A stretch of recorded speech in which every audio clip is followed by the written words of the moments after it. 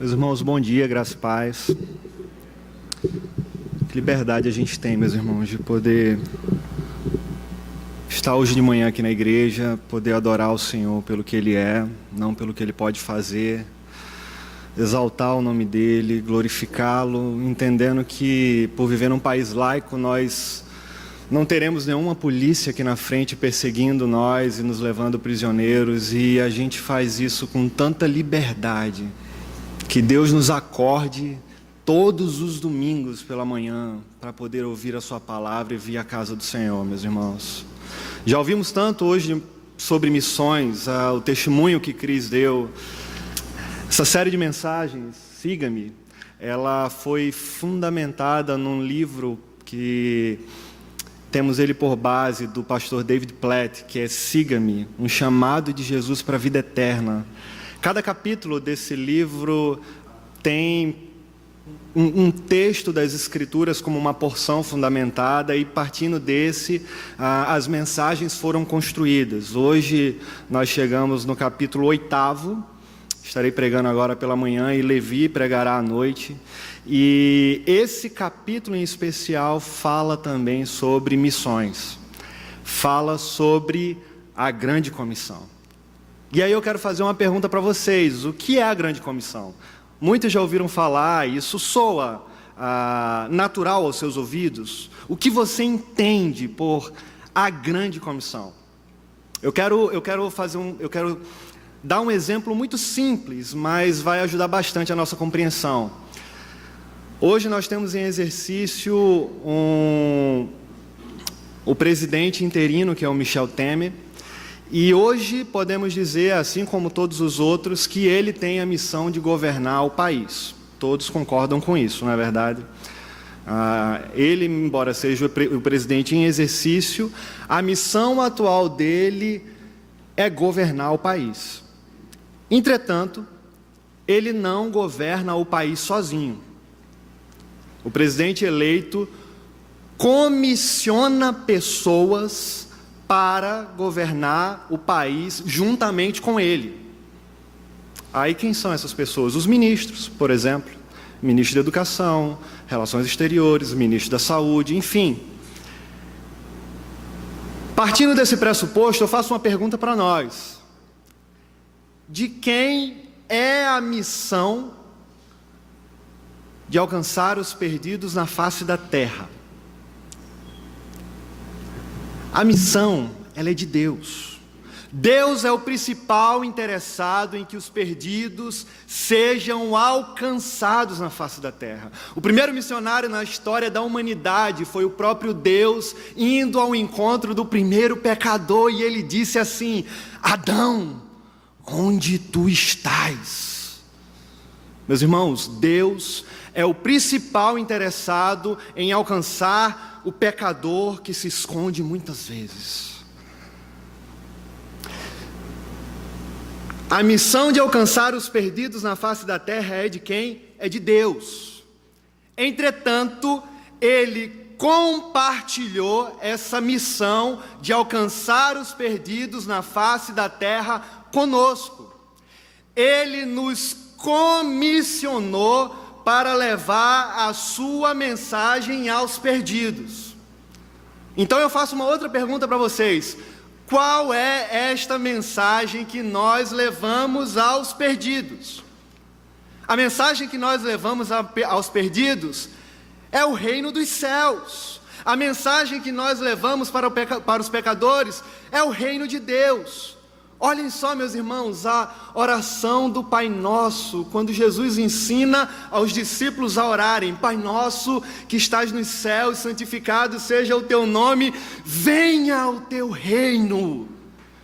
Essa é a nossa missão: levar o reino de Deus aos perdidos. Amém?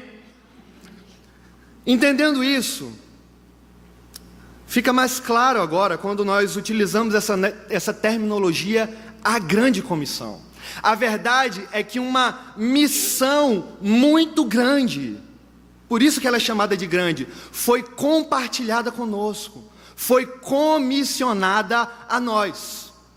Por isso que se chama de A Grande Comissão. E aí nós olhamos para os evangelhos, Mateus, Marcos, Lucas e João. Cada um desses evangélicos tem uma tônica diferente. Jesus, ele vai enfatizar, olhando de trás para frente, por exemplo, no Evangelho de João, no capítulo 21, ele está ali colocando todo o seu jeito pessoal naquela grande comissão, e ele fala assim para os discípulos: assim como o Pai me enviou, eu envio vocês. A ênfase de Jesus ali, naquela grande comissão, é o envio, a importância de enviar os discípulos. Aí agora nós olhamos em Marcos, em Lucas, por exemplo, a ênfase de Jesus na grande comissão de Lucas é sermos testemunhas dele. Chegamos em Marcos, capítulo 16, por exemplo, a ênfase que Jesus dá em Marcos sobre a grande comissão é a proclamação do seu evangelho. E aí chegamos em Mateus.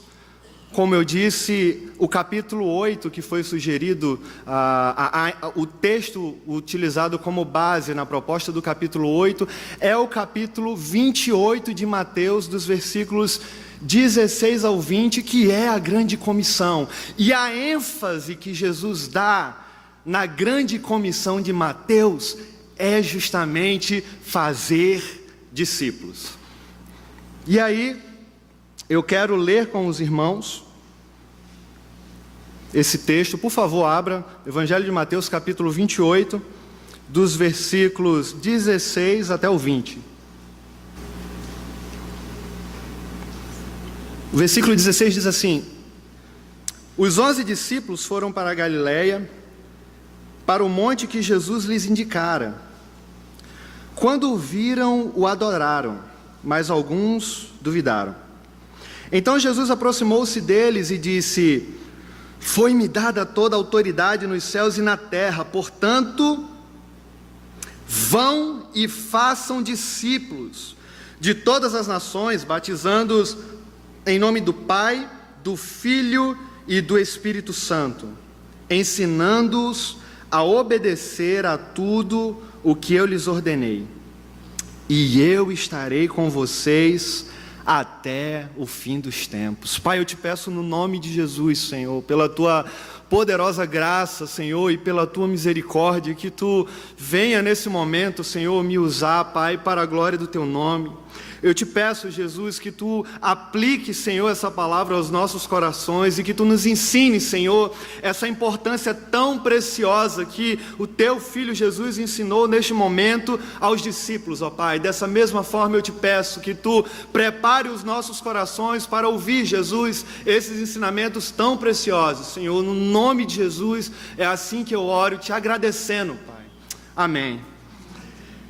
Meus irmãos, os 11 discípulos, eles ouviram o comando de Jesus e eles foram para o monte na Galileia. Eles subiram aquele monte e é interessante porque só existiam 11 discípulos naquele momento. Judas, o traidor, o lobo em pele de cordeiro, podemos dizer assim, já não estava mais com eles. Mesmo sendo ele falso como ele era, no momento em que ele traiu Jesus com um beijo no rosto, o Senhor olha para ele e diz: amigo. Que lição nós aprendemos nesse momento com o discipulador e o seu discípulo traidor? Em momento algum, Jesus mudou o seu comportamento, embora tenha sido traído. Só que nesse momento, os 11 discípulos subiram ao monte para encontrar com Jesus. O texto vai dizer que eles, chegando ao encontro de Jesus no monte, o adoraram. E a pergunta que eu faço para vocês: por que Jesus estava no monte com os discípulos? Existe algo de especial no monte? Creio que não. E ao mesmo tempo, creio que sim. Já ouvi alguns irmãos falarem que no monte o contato é mais próximo de Deus, porque a fila, além de ser menor, nós estamos mais próximos do céu e os ouvidos do Senhor estão mais atentos a ouvir as nossas orações. Eu já ouvi alguns irmãos que não passearam pela nossa igreja dizendo que quando estão nos montes orando, viram folhas ficarem florescentes, enfim, tem história para todo tipo de crente, mas a grande verdade é que nada disso está relacionado ao que acontece no monte. É interessante porque em vários capítulos dos evangelhos nós percebemos Jesus estando no monte. Capítulo 5 de Mateus, Jesus ele está pregando o famoso sermão do monte das bem-aventuranças, e ali ele prega para uma multidão e depois ele se recolhe para orar. Aí nós chegamos no capítulo 14, por exemplo, após Jesus viver aquele momento precioso, fantástico, da multiplicação dos pães e dos peixes, após ter ensinado as multidões, o texto diz que Jesus, ele se recolhe após esse evento e vai ao monte para orar. Nós percebemos também numa outra passagem, onde no capítulo 15, logo em seguida, Jesus ele se encontrando com uma mulher cananeia que demonstra tamanha fé, e depois desse momento com ela, ele sobe mais uma vez ao monte, no versículo 29, e ali diz que ele fica sentado. O que tem de especial no monte? Na verdade nada, meus irmãos, nada de sobrenatural. A questão é que o monte, geralmente, ele é geograficamente afastado das grandes populações concentradas. Então, quando Jesus se recolhia ao monte para ter momentos preciosos, era justamente para poder ficar em silêncio, para poder refletir, para poder conversar com seus discípulos, para conversar com o Pai. Momentos assim, em silêncio, onde ele se afasta de todo e qualquer barulho. Ele escolhe mais uma vez um momento e um local como este para ter uma conversa muito preciosa com os discípulos. Dr. William Hendrickson, falando sobre esse aspecto do monte, ele disse que foi no monte que Jesus de fato chamou seus primeiros discípulos. E também foi no monte que ele também se despediu dos discípulos. Interessante isso. Quando eles encontram Jesus no monte, eles os adoram, sendo que alguns duvidam que é Jesus. Por que eles duvidam? Será que de fato eles não acreditavam que ele era o Messias prometido, que foi anunciado desde o Velho Testamento e agora tinha dias antes morrido na cruz do Calvário, ressuscitado? Será que eles não acreditavam de fato que ele era o Messias? Não. Dr. William Hendrickson, mais uma vez, ele faz uma sugestão que é uma sugestão defendida pela grande maioria dos teólogos. Como eles de fato estavam subindo o monte, possivelmente alguns que estavam atrás não conseguiram de fato enxergá-lo na primeira instância, e então por isso duvidaram. Mas o texto ele continua, e Jesus ele se aproximando dos discípulos, continua a conversa com eles, e a dúvida cessa. O que nós percebemos aqui agora? Jesus começa uma conversa com os discípulos, agora todos eles estão em silêncio, eles querem ouvir as palavras do seu mestre, porque eles sabem que aquele é o último momento onde eles estariam com o seu Senhor, porque ele voltaria para a eternidade. E agora, nesses últimos momentos, nessas únicas palavras, Jesus faz um pronunciamento precioso demais. E ele diz assim: foi-me dada toda a autoridade nos céus e na terra. Versículo 18 diz isso. Para os discípulos aquilo fazia muito sentido, meus irmãos. E por que fazia sentido? Eles caminharam com Jesus durante 3 anos.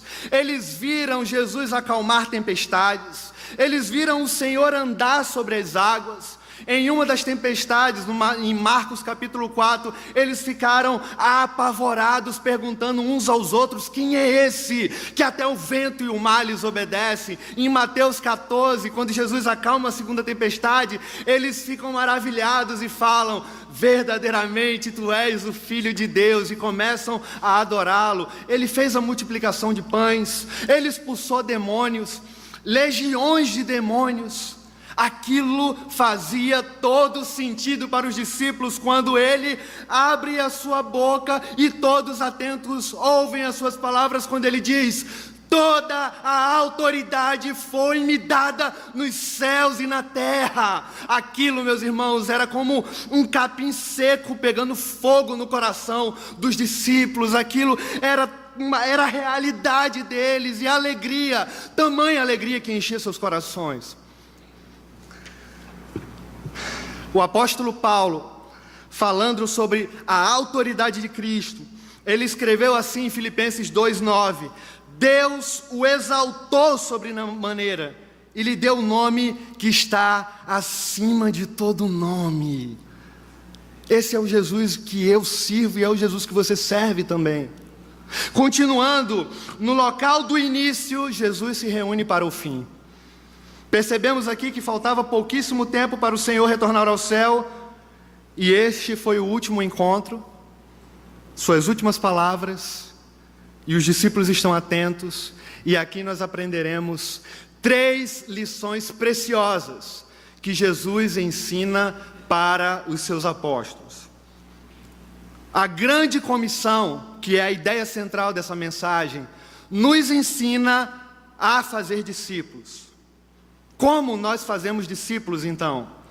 Jesus ele está ensinando aqui que nós devemos fazer discípulos indo, veremos isso, batizando e ensinando.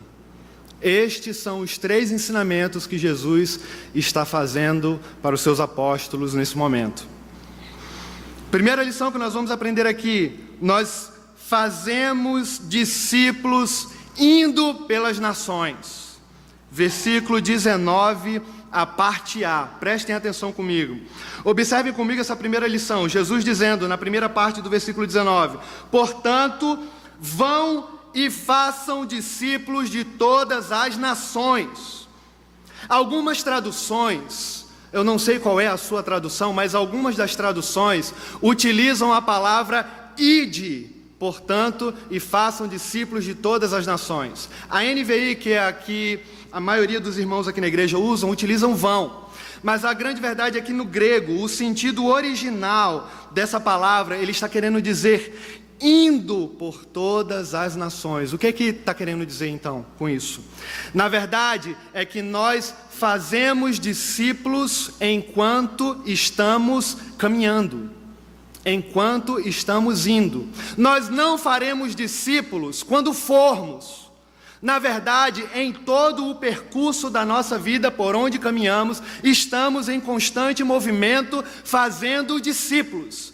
É isso que Jesus estava falando para os discípulos. Vocês devem estar indo por todos os locais, fazendo discípulos de todas as nações. Percebem a diferença? Portanto, vão. Essas palavras, elas são opostas a não vão.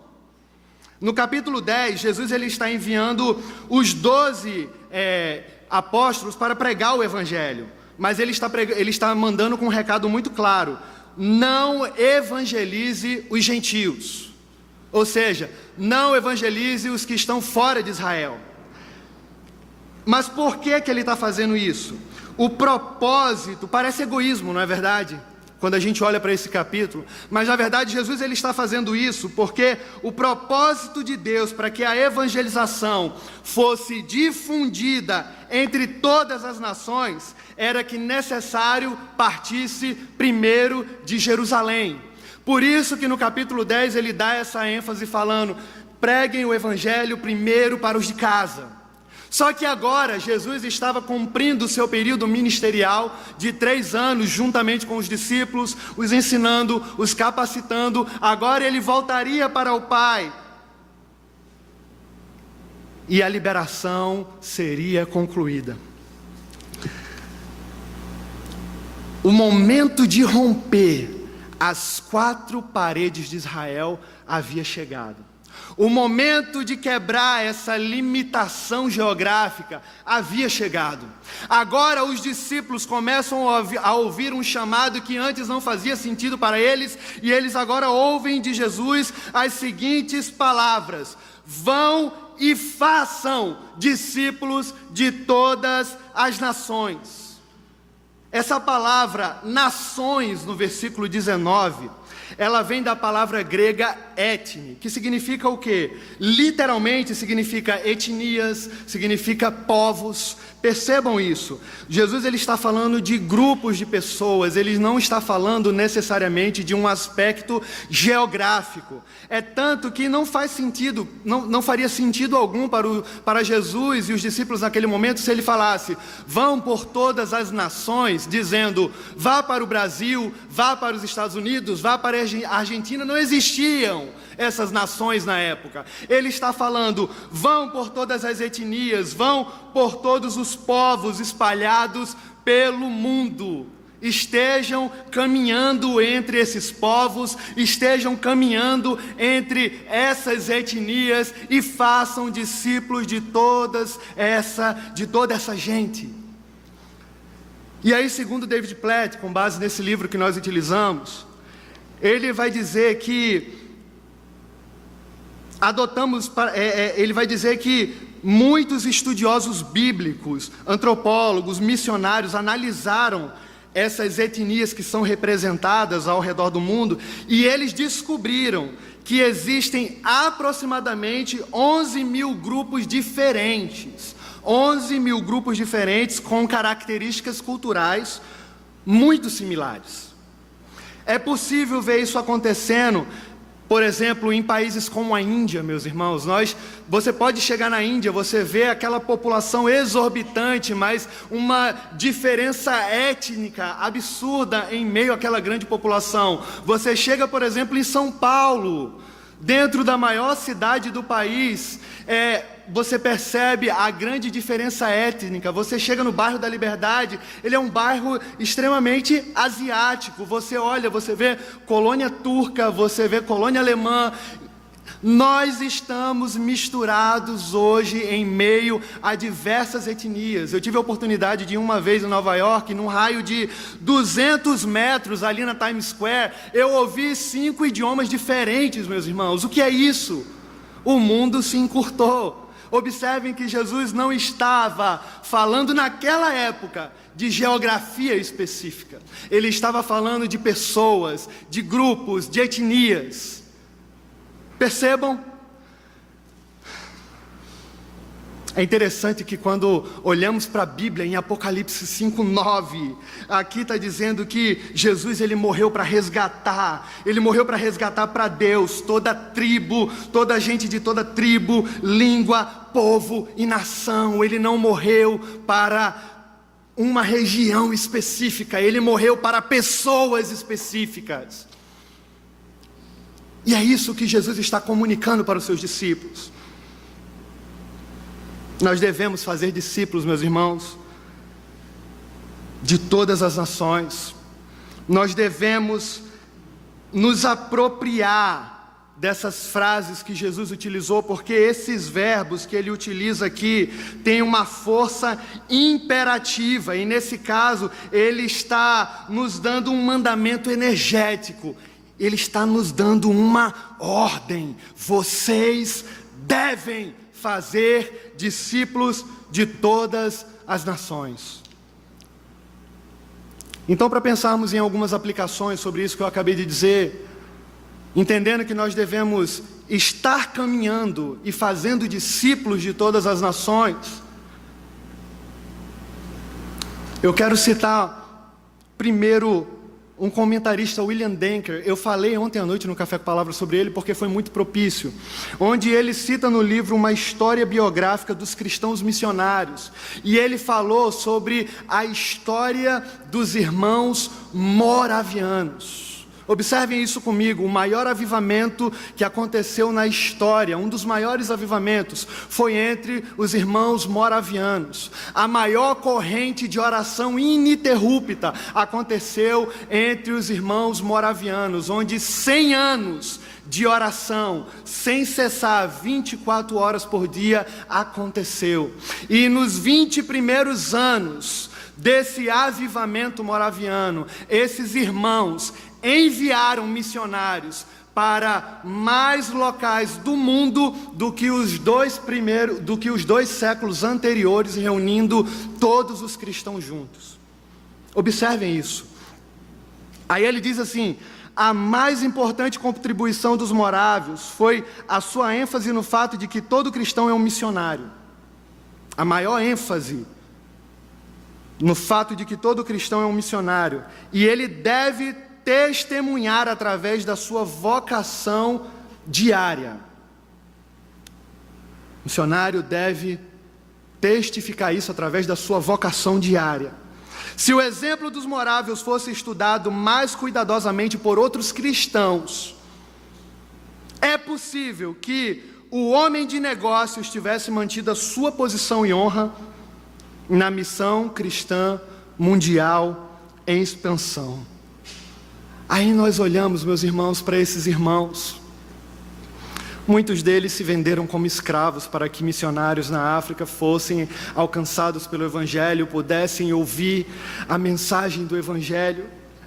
Seria possível, nos dias de hoje, meus irmãos, nos dias atuais, um avivamento de tal grandeza como esse nos alcançasse? Um avivamento de tal grandeza, onde milhares de missionários pudessem ser despertados para discipular pessoas ao redor do mundo? Seria possível um avivamento de tal grandeza? Eu olho para William Carey, por exemplo, o pai das missões modernas. Ele era um sapateiro.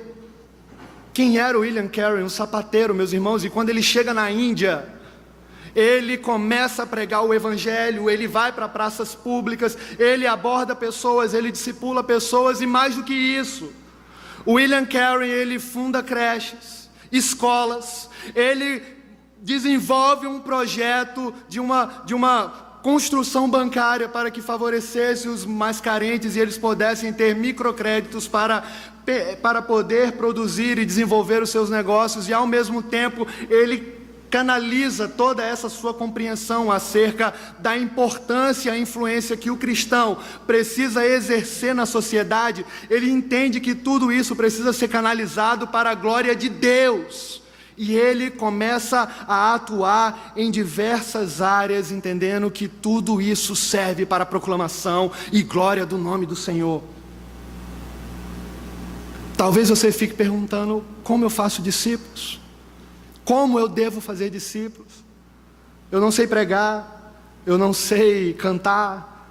Meus irmãos, Tom Marshall, no livro O Modelo Social do Antigo Testamento, ele vai falar que aproximadamente 20% dos cristãos são chamados para o ministério eclesiástico e todos os trabalhos relacionados à igreja. E 80% dos cristãos são chamados para fazer a diferença nas suas áreas de atuação, através das suas profissões.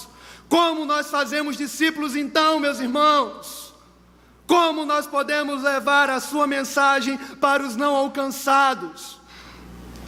Meus irmãos, parem de pensar, parem para pensar no que poderia acontecer se estudantes da nossa igreja, irmãos solteiros, se irmãos casados, famílias inteiras, idosos, se todos eles usassem os seus dons, as suas habilidades, aquilo que você já recebeu de Deus, para a honra e a glória do Senhor, e fazer com que o Evangelho fosse anunciado, nós veríamos o cumprimento, meus irmãos, dessa grande comissão: discípulos feitos e igrejas espalhadas por todas as nações.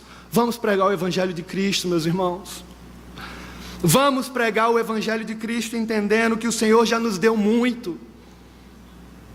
Darren Milley, um outro pastor americano, ele trabalha muito essa importância da pregação do Evangelho, entendendo que nós fazemos parte de áreas distintas na sociedade. E aí ele faz uma analogia que eu achei muito interessante. Ele diz que todo cristão tem um cinto de ferramentas. Às vezes a gente, como diz o matuto, fica procurando piolho na cabeça de cobra para tentar descobrir o que Deus nos chamou para fazer. E na verdade Deus, ele já tem nos dado tanto. E aí ele faz essa analogia dizendo assim: no nosso cinto de ferramentas de cada cristão, Por exemplo, o pedreiro, no seu cinto de ferramentas, ele vai ter ferramentas de pedreiro.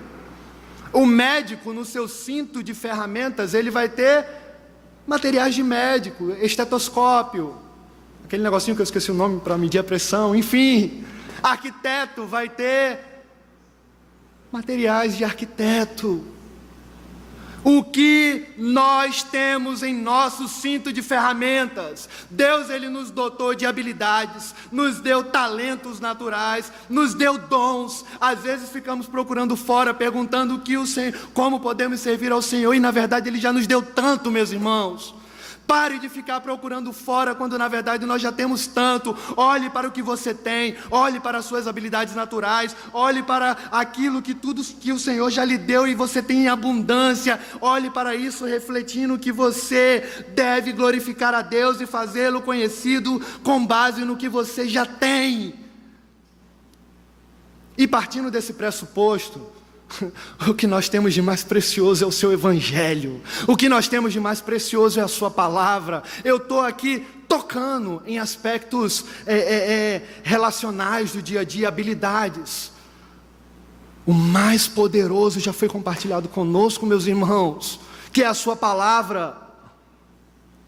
Como nós podemos compartilhar a sua preciosa palavra? Talvez você seja tímido, talvez você tenha vergonha de vir a um púlpito e falar para as pessoas publicamente, mas você tem habilidades naturais.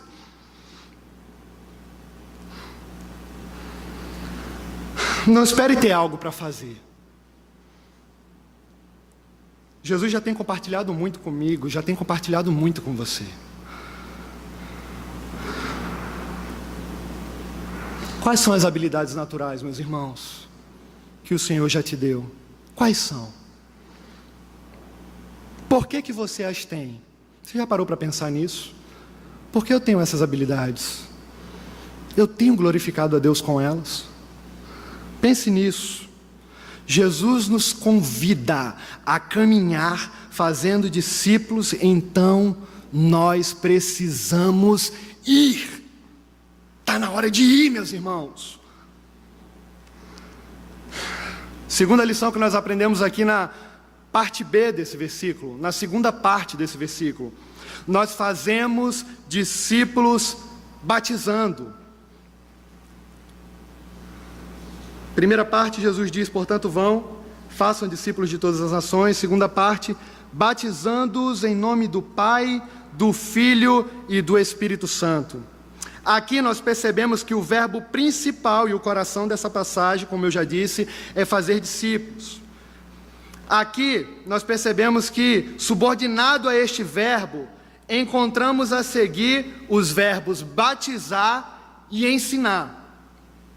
Nesse tipo de construção gramatical aqui, nós percebemos que seria errado dizer que a palavra batizando-os precisasse vir antes de ensinando. Mas seria errado dizer isso, porque primeiro nós construiríamos dessa forma. As pessoas, primeiro você deve ensinar, e depois as pessoas são batizadas. Só que Jesus ele faz o contrário aqui. Ele diz primeiro batizando-os e ensinando. Mas por que ele faz isso? Batizar e ensinar são duas atividades coordenadas. Estão caminhando juntas. E sendo assim, elas estão subordinadas ao ensino. E o que nós entendemos com isso então? O batismo ele é feito uma única vez. Entretanto, nós passaremos toda a nossa vida sendo ensinados. Passaremos toda a nossa vida aprendendo. Por isso que Jesus, nessa concordância, diz primeiro batizando e depois fala ensinando. Compreendem? A segunda ordenança de Jesus aqui nessa conversa com os discípulos é que, enquanto eles caminham no percurso da vida, eles devem fazer discípulos de todos os grupos étnicos, ok? E agora nós percebemos que os que foram alcançados pelo Evangelho se tornaram discípulos e agora eles são batizados em nome do Pai, do Filho e do Espírito Santo. Observem comigo isso aqui. Observem comigo.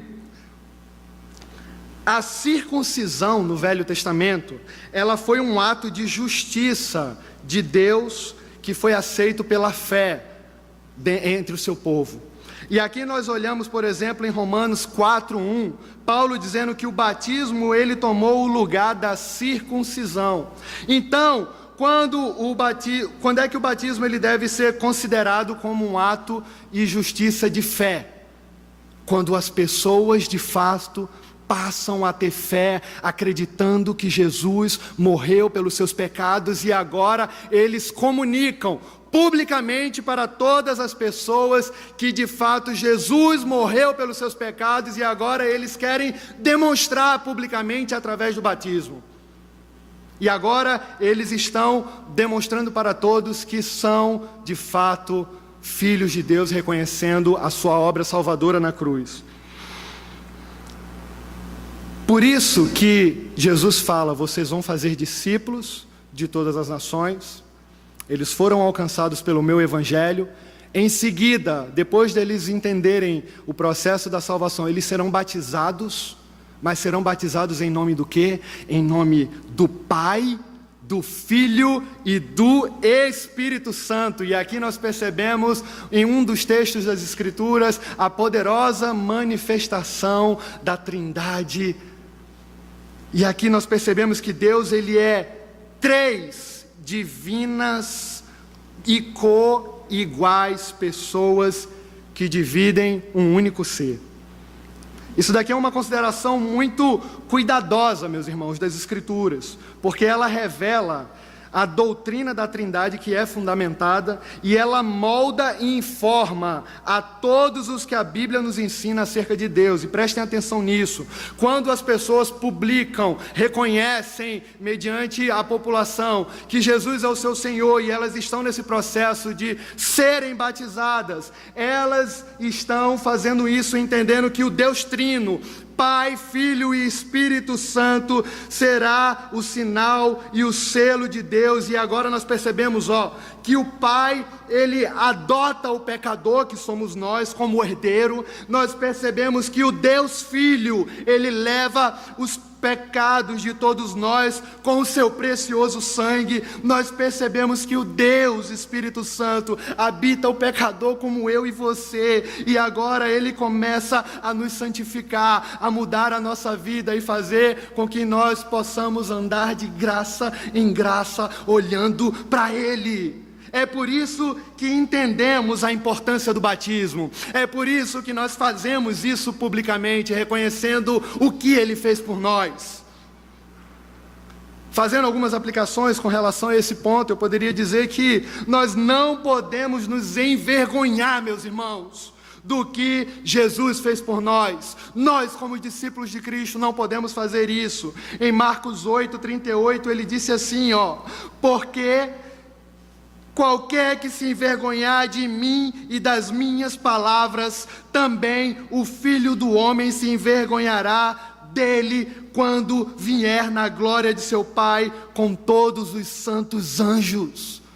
Não podemos nos esconder, meus irmãos, dentro dessa selva de pedra. Nós não podemos negar a nossa fé. Nós não podemos esconder quem somos. Fomos alcançados por um evangelho muito precioso. Um preço muito alto foi pago por nós, meus irmãos. Não podemos negar isso. Quando eu era adolescente, eu fugi 3 vezes do batismo. 3 vezes eu marquei o batismo e fugi, porque eu não tinha certeza da minha salvação. Morria de medo quando chegava a semana do batismo. Morria de medo. Quando foi a 3ª semana de novembro de 2005, eu lembro como se fosse hoje, o Senhor me alcançou e a convicção de pecado veio no meu coração. Naquele dia eu me prostrei aos prantos, entendendo o que Jesus tinha feito por mim na cruz do Calvário, e daquele dia em diante eu tinha certeza que Ele tinha me alcançado e que Ele estava mudando a minha vida. Não durou muito tempo, meses depois eu estava sendo batizado, e eu fiz isso com a maior alegria do mundo, reconhecendo o que Deus tinha feito por mim. Eu não queria mais me esconder por trás das cortinas. Nós não podemos, meus irmãos, nos esconder. Por que somos batizados publicamente, meus irmãos? Por que somos batizados publicamente? Veja o que o Dr. William Hendrickson fala sobre a importância do batismo. Primeiro ele diz, porque o batismo ele é muito importante. Aquele que se submete o faz com sinceridade. Está proclamando que rompeu com o mundo e é conduzido à união com o Deus Trino, a quem tenciona devotar toda a sua vida. Não basta ser um cristão, meus irmãos. Não basta ser um cristão. Não podemos viver nessas cavernas da vida moderna. Não podemos. Não podemos nos esconder mais. Não podemos. Se olharmos para os países da cortina de ferro, se olharmos para os países da Ásia, nós perceberemos que muitos irmãos se escondem, mas eles se escondem não para fugir e negar o Evangelho, eles se escondem muitas vezes paliativamente, para que o Evangelho se expanda e para que o Evangelho cresça, e a população evangélica na China está aproximadamente chegando aos 200 milhões de cristãos. Não podemos nos esconder, meus irmãos. Não podemos.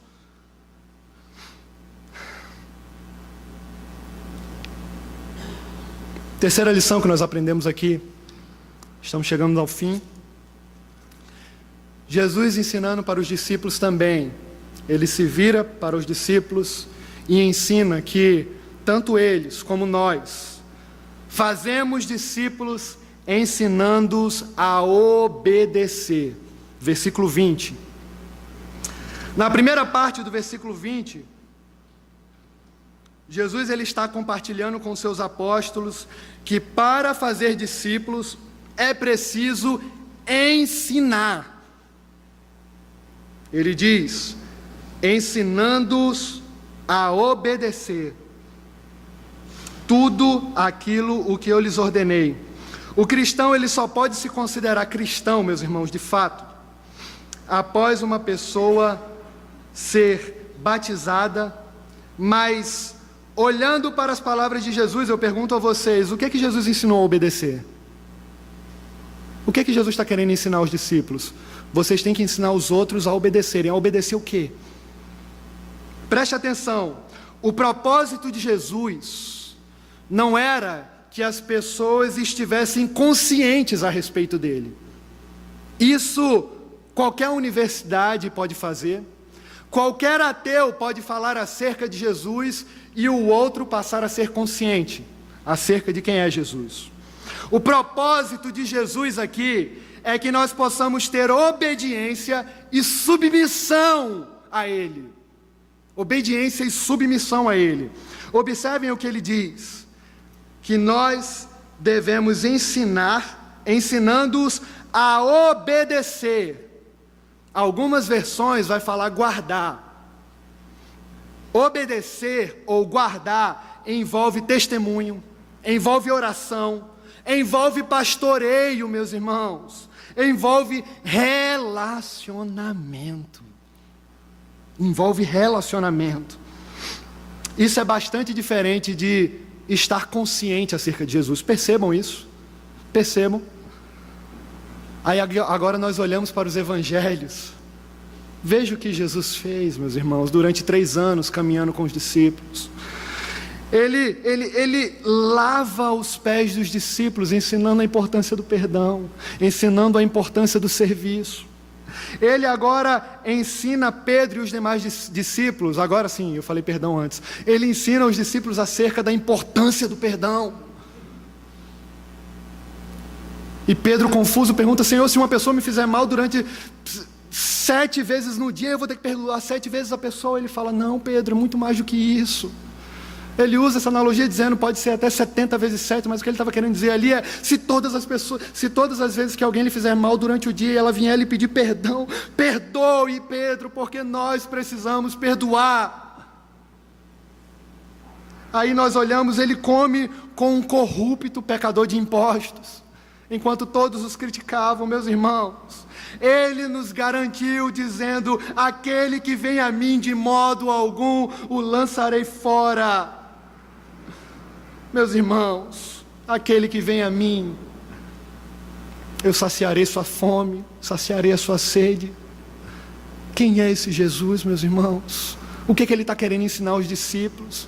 Ensinar a obedecer e a guardar o quê? Percebam, ele está falando isso para os discípulos, mas fazia total compreensão, porque Jesus tinha caminhado com eles durante 3 anos, e na prática aquilo fez todo sentido ao ouvir agora as palavras de Jesus. E por fim ele diz assim, e eu estarei com vocês, a segunda parte do versículo, e eu estarei com vocês até o fim dos tempos. O pronome eu, é interessante isso aqui, o pronome eu aqui no original está querendo dizer assim, ninguém menos que eu mesmo estarei com vocês até o fim dos tempos. Pedro, Tiago, João, meus discípulos, escutem! Eu estou mandando vocês caminharem e fazerem discípulos. Eu estou mandando vocês agora irem e batizá-los e ensiná-los tudo aquilo que eu ordenei para vocês. Mas entendam que ninguém nada menos do que eu mesmo, eu estarei com vocês todos os dias até o fim dos tempos. Que Jesus é esse que anda conosco, meus irmãos, todos os dias? Na alegria, na tristeza, os votos matrimoniais, na saúde e na doença, todos os dias. J. Campbell Morgan, no início da sua caminhada cristã, ele saía para visitar algumas irmãs doentes em idades avançadas, e ele, citando essa passagem para um grupo de irmãs, ele disse assim: e eu estarei convosco até o fim dos tempos. Aí ele conclui dizendo: que promessa maravilhosa, não é, minhas irmãs? E uma senhora olha para ele e diz assim: meu jovem, isso não é uma promessa, isso é um fato. Isso é um fato, meu jovem. Ele está conosco, meus irmãos. Que possamos parar de reclamar em meio às adversidades, que possamos olhar para toda essa pedagogia de Deus que muitas vezes parece ser incompreensível para nós quando estamos em meio às tempestades, precisamos confiar que Ele é o Senhor e que Ele é Deus. E sabe por que Ele permite nós passarmos por tantas adversidades? Porque em meio às adversidades é onde aprendemos as maiores lições da vida. Pedagogia de Deus nós não entendemos, mas Ele nos ensina a confiar, entendendo que Ele está conosco, e Ele nos traz essa convicção. E Ele deixou isso bem claro para os discípulos: eu estarei com vocês. Isso é um fato nas nossas vidas, meus irmãos. Aí olhamos para o Evangelho de Mateus, já que estamos trabalhando ele. Estamos chegando ao fim agora. No início, no meio e no fim do Evangelho de Mateus, nós percebemos claramente a presença do Senhor. Veja comigo o capítulo 1, versículo 23, olha o que diz: eis que a virgem conceberá e dará à luz a um filho, e ele será chamado pelo nome de Emanuel, Deus conosco. Deus está conosco todos os dias. Aí olhamos agora no capítulo 18, versículo 20, dizendo assim, porque onde estiverem 2 ou 3 reunidos em meu nome, ali eu estou no meio deles. Chegamos no capítulo 28, onde estamos estudando, e ele diz assim para os discípulos: eu estarei com vocês até o fim dos tempos, ou dependendo da sua versão, diz até a consumação dos séculos. Louvado seja o nome do Senhor por isso, meus irmãos. Nós não estamos só. E aí talvez você diga: ok, Jesus ele está ensinando os discípulos os apóstolos a ensinarem tudo aquilo que os ordenou. E talvez você diga: isso não é uma tarefa dos pastores ensinar? Talvez alguns façam isso, talvez alguns tenham essa dicotomia na cabeça. Eu já estou concluindo, se quiserem subir. Em certo sentido, sim. Em certo sentido, Deus ele claramente chamou e capacitou algumas pessoas para ensinar a sua palavra formalmente. Timóteo 3:2 vai falar isso. Mas, ao mesmo tempo, o Senhor ordenou que todos na igreja pregassem o Evangelho e ensinassem a sua palavra informalmente. Talvez você nunca venha aqui, num púlpito como esse, para pregar. E isso quer dizer que você não deve pregar o Evangelho? Na grande comissão, meus irmãos, Jesus ele está dizendo claramente a todos os discípulos: vão, caminhem. O que é que você faz durante a sua vida? Você caminha de um lado para o outro. Você está em constante movimento. E ele está falando agora para os discípulos: vão, batizem e ensinem as pessoas a obedecer tudo aquilo que eu lhes ordenei. Este ensino, meus irmãos, acontece em qualquer lugar. Esse ensino acontece nas casas. Esse ensino acontece no trabalho. Este ensino acontece em uma carona que você dá. Este ensino pode acontecer num almoço informal, quando você sai com um amigo para ter um momento de comunhão e comer com ele. Ou seja, no contexto em que nós vivemos e atuamos, é nesses ambientes que nós devemos ir fazer discípulos de todas as nações. Voltando para esse ponto, o que são essas nações? Falamos de etnias. O que é o Brasil, meus irmãos? O Brasil não é uma raça pura, não é. Você olha para o asiático, você define melhor o que é o brasileiro. Coloque diversas etnias e culturas dentro de um liquidificador, bata, e quando terminar, o que sai? Sai o brasileiro. Esse é o brasileiro, somos nós. Quantas etnias estão espalhadas no nosso meio? Warren Wiersbe, falando sobre este ponto, ele disse que a única forma de uma igreja local crescer e se multiplicar, em vez de crescer por acréscimo, é por meio de um programa sistemático de discipulado, e trata-se de uma responsabilidade de todo cristão. Não se trata apenas de uma responsabilidade do pastor e da liderança local, é de todo cristão. E não apenas de um pequeno grupo que foi chamado para ir, meus irmãos.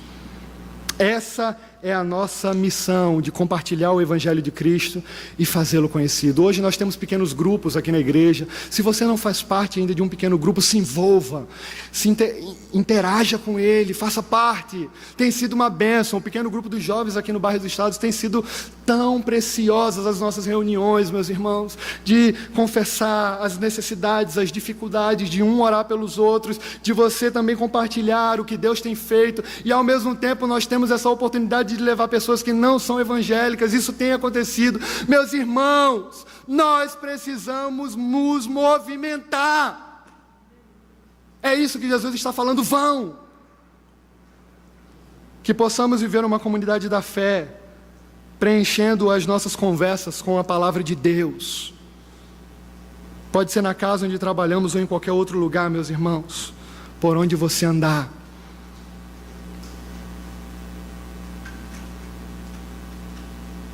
Eu quero concluir com a história de um pastor peruano chamado Zapata.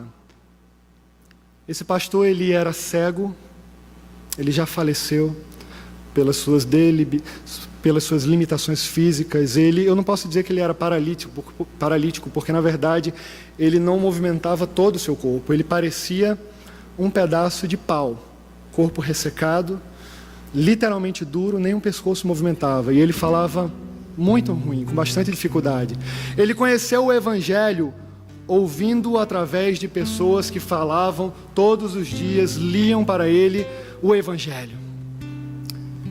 O tempo passou e ele se tornou pastor de uma igreja em Piura, nas regiões de montanha do Peru. No púlpito da igreja, na verdade, não existia... no altar da igreja não existia um púlpito como esse, existia uma maca onde colocavam ele duro e o microfone na sua boca, e ele pregava o Evangelho para aquela congregação tão pequena.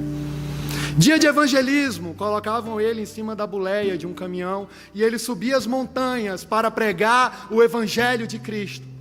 Certa vez ele conversando com um outro pastor, ele disse: olha, meu irmão, nas grandes mansões, os construtores utilizam os melhores materiais. Utilizam madeira de primeira qualidade e quando a obra conclui, sobram restos. E às vezes outros pegam aqueles restos de madeira e aproveitam para construir um barraco ou fazer qualquer outra coisa. Eu não sei porquê, mas Deus me fez com esses restos. Entretanto, para mim pouco importa isso. O maior desejo do meu coração é fazer com que Cristo seja conhecido. Eu quero pregar o evangelho de Cristo e fazer discípulos dele aqui nessa terra. Meus irmãos, Deus tem nos dado tanto. Deus tem nos dado tanto, meus irmãos, que o Senhor nos desperte para o seu precioso evangelho, entendendo que, embora esta grande e preciosa missão foi compartilhada conosco, nós não estamos sozinhos, que nós possamos pregar esse evangelho, entendendo que Ele está conosco todos os momentos. Que Deus abençoe, no nome de Jesus.